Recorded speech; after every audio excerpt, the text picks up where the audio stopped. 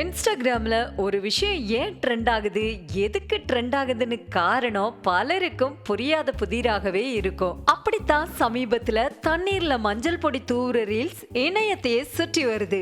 அதையும் சிலர் வித்தியாசமா செஞ்சு தங்களோட கிரியேட்டிவிட்டிய வெளிப்படுத்திட்டு வராங்க. இந்த நிலையில்தான் கடந்த 2 நாட்களாக கூமாப்பட்டி என்ற பெயர் இன்ஸ்டாவை திறந்தாலே மூலை முடுக்கெல்லாம் ஒலித்துக் கொண்டிருக்கிறது.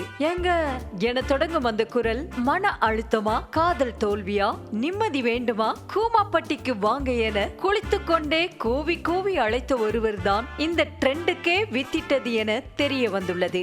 ஊர் ஒரு புறம் என்றால் அதனை ரீல்ஸ் எடுத்து பதிவிட்டவரின் முக பாவனைகளும் வார்த்தை உச்சரிப்புகளும் மீம்ஸ் கண்டென்ட்களாகவே மாறிவிட்டது. மேற்கு தொடர்ச்சி மலையடிவாரத்தில் உள்ள தாமரை குளத்தை மெச்சி பேசும் அந்த நபர் தண்ணீர் சர்பத் போல இருப்பதாக கூறி இணையவாசிகளை டெம்ப்ட் செய்கிறார்.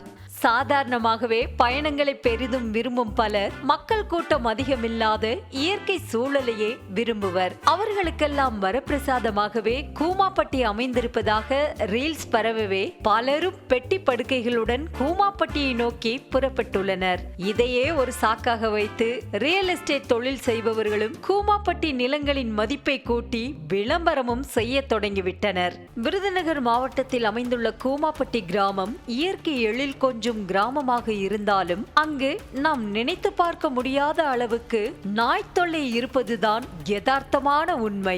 ஏராளமான தெருநாய்கள் சுற்றித் திரியும் நிலையில் அதில் ஒரு நாய்க்கு வெறி பிடித்து ஒரே நாளில் 40க்கும் மேற்பட்டோரை கடித்து பதம் பார்த்திருப்பதாக உள்ளூர் வாசிகள் குமுறுகின்றனர்.